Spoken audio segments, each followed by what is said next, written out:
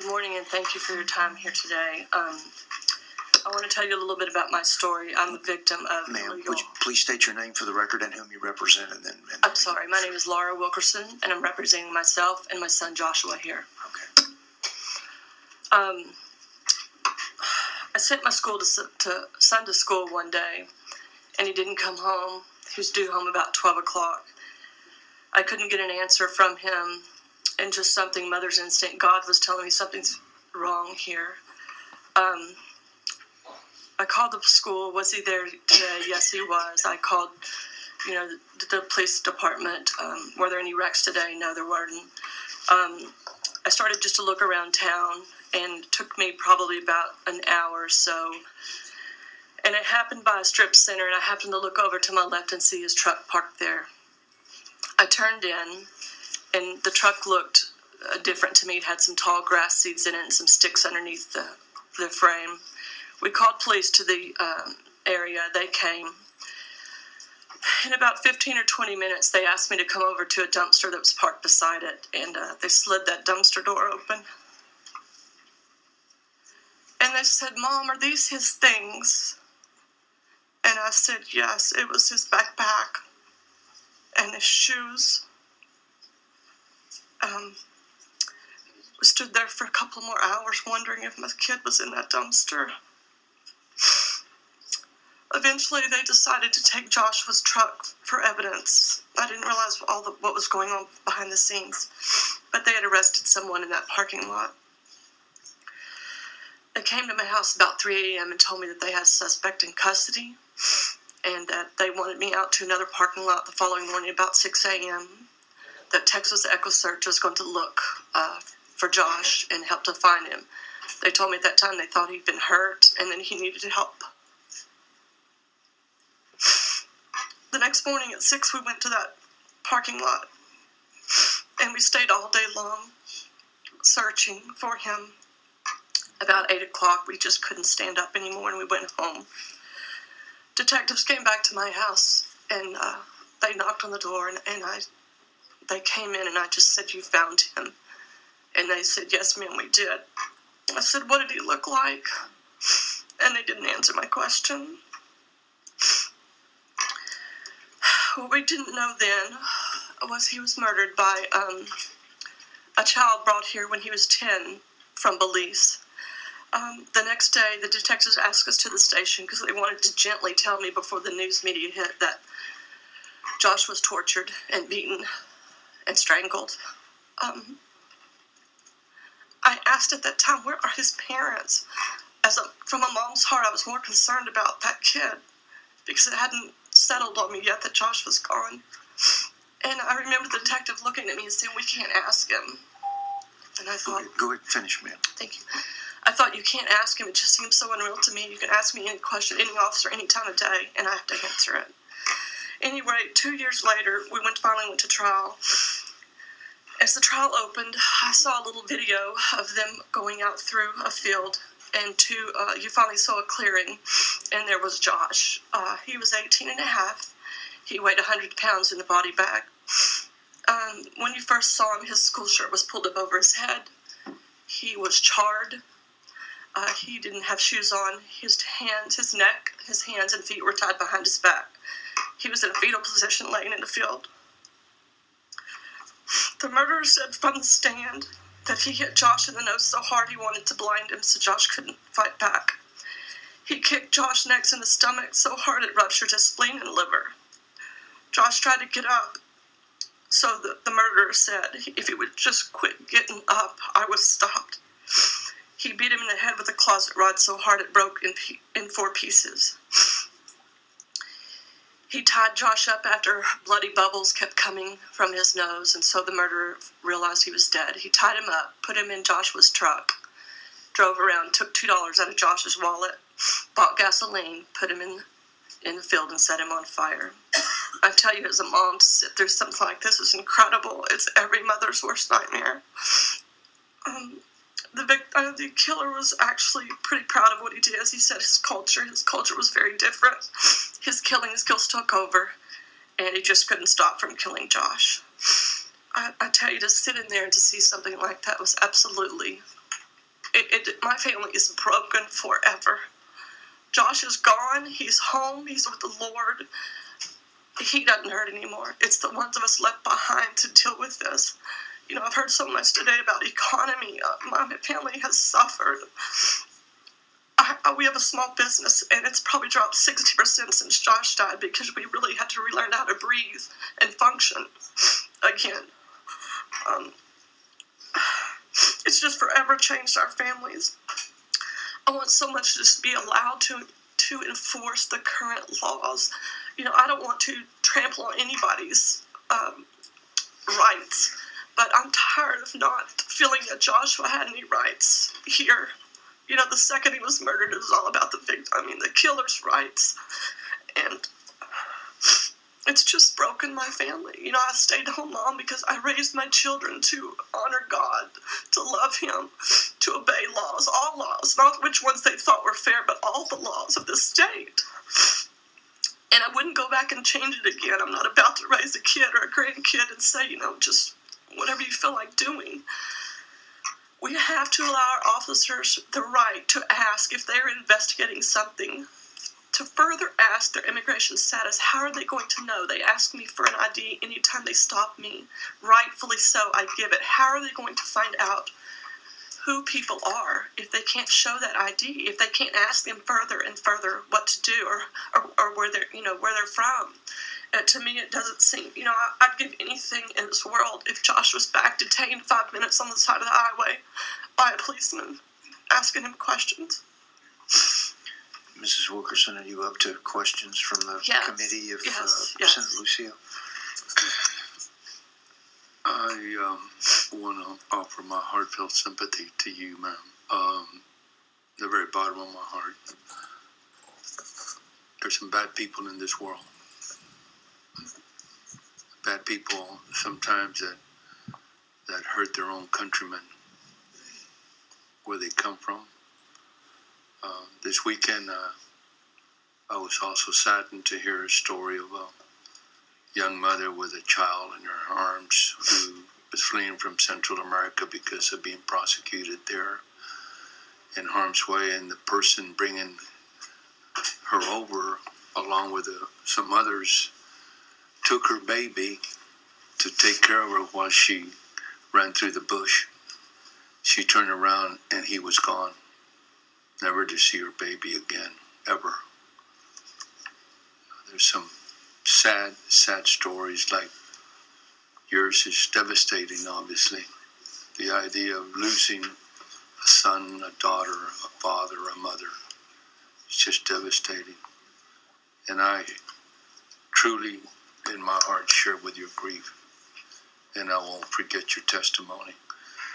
And we try to do right to help those who are being wronged. And I don't think there's anyone serving with me in the legislature that don't want to bring justice and not want to see laws that protect a child like yours and the families that live in this state, in this country. It's just a very hard situation. But I personally thank you for your testimony. Thank you. Can I have just a brief response? Sure. Joshua's murder was in court 6 months before he killed Josh on a harassment charge of his ex-girlfriend. He was not identified as illegal. He posted a bond, I think, of $50 and was allowed out. He was about to have to face those consequences in court. And I think that's ultimately what he killed Josh for, because he wanted to scrap his truck for money. Had he been detained, or had it been notified and detained at that point, my kid would be here today. He would be here today. You know, if Josh was back, he'd be the first one to say, I forgive this kid. I forgive him because that's who I raised him to be. Yes. And he would forgive it, and I have forgiven him.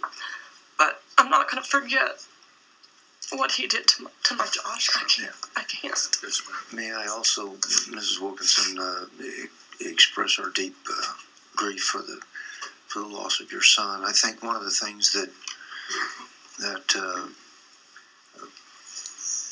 citizens of this state and this nation that have similar stories of something tragic are frustrated that as Pastor said, in Scripture telling us to be kind to the stranger, Scripture doesn't absolve the stranger of obeying the law in the first place. That's right.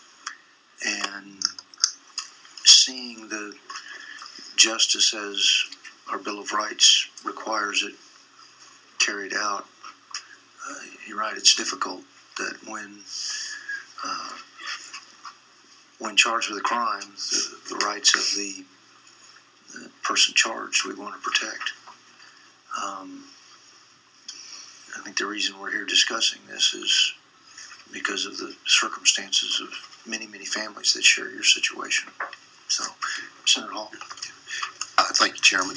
Ms. Wilkerson, I too want to thank you, and you do have our prayers for you and others that have gone through this same thing, and I hope as we go through this that we don't lose sight of the fact that this is what we're talking about with this law. It's not about somebody's preconceived ideas of what might happen to a part of the economy, which may or may not happen. It's pure speculation, but these are real, and I hope we just don't lose sight of this is what it's all about. And we thank you so much for coming. Thank you. Members, other questions? Ms. Espinoza? Gotta kind of take a deep breath. That's okay. Let me, while you're doing that, may I make a quick administrative announcement, then, if I may. It is 1:30. I said we'd break at 1:20, so this will be our last panel before we go to the Senate floor for today's floor action. What we will do is we will stand at ease after Mrs. Espinoza is done. We'll stand at ease, go to the floor, and then 30 minutes upon adjournment from our floor action, we will return here to this committee room to continue public testimony. So, Mrs. Espinoza. My name is Phallynn Espinoza, and I want to start off by saying that I am a proud Latina, I am a proud Texan, but most importantly, I'm a proud American. I am speaking in support of SB 185. So, as an American, I am offended by those who are against this bill. By opposing this bill, the people we have elected into office to represent people like me and uphold the current laws of this great land are not doing what they were elected to do. They solemnly swore on the Bible to uphold the laws and the Constitution of the United States. By not passing this bill, they are ignoring the Constitution and choosing to not protect their constituents from illegal aliens. They instead are aiding illegal aliens, which is especially offensive. As a Texan, I am offended by Texans who are against this bill. Those fighting this bill are voluntarily going against what we as Texans stand for. As someone who was born and has lived in Texas my entire life, I can say this is not in line with what we as Texans believe in. Texans stand for what's right, and by not passing this bill, we are cowarding to those who do not have the same strong morals, values, but most importantly, respect, again, of our current laws. Thirdly, as a Latina, I am offended by those who oppose this bill, those who claim to represent the Latin community and say they're fighting racism and for brown people. I spoke with Senator Garcia last week about this. I feel that these people are in fact facilitating the racism. By not supporting this bill, they are buying into the stereotypes that Latinos cannot follow the laws of this land, that Latinos are incapable of doing what is right. I am a law-abiding, tax-paying American who happens to be a Latina, and if I get pulled over and I am asked for identification, I provide it. If I get pulled over, I must have given the officer just cause. As someone who chooses to live in the greatest country in history, I have also chosen to follow the laws of this country. Ethnicity does not define your character. Ethnicity does not make you less capable of doing what is right. Today, I wear the shirt of border agent Javier Vega, who was killed by an illegal alien.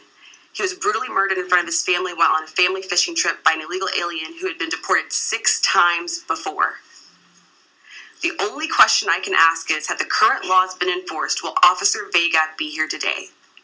And the one answer I can come to is yes. Had the current laws been enforced and had our elected officials done the job that they were elected to do, Officer Vega would still be here today. The color of Officer Vega's skin was not taken into consideration when the law was broken and he was brutally murdered.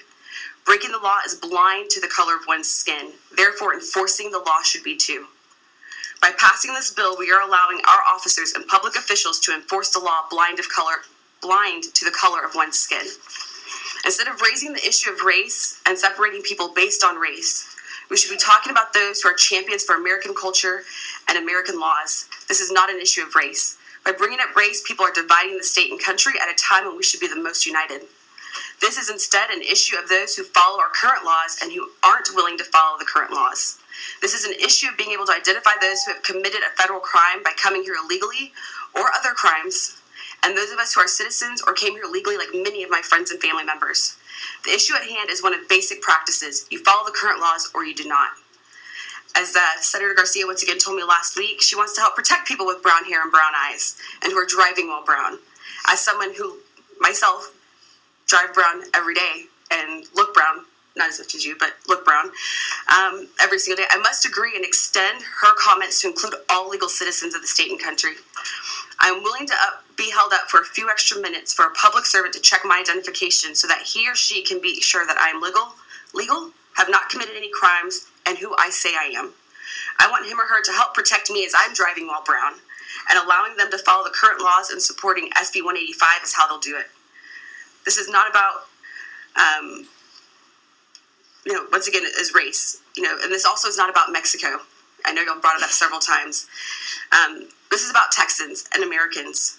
We should be more concerned with what's going on here in Texas and with our legal citizens than what's going on in Mexico. Members, questions of Ms. Espinoza? I'll give you a comment to see about me. Mr. Lucio? If you could, allow us to have them so we can make it part of the record. I'll respond to it. We don't have time, but I do want to respond to that at a later date before we vote the bill out. Perfect. Members, other questions? Thank you. Thank you, Ms. Espinoza. The panel is dismissed. My administrative announcement, we will reconvene here in the committee room 30 minutes after adjournment from the floor. Thank you.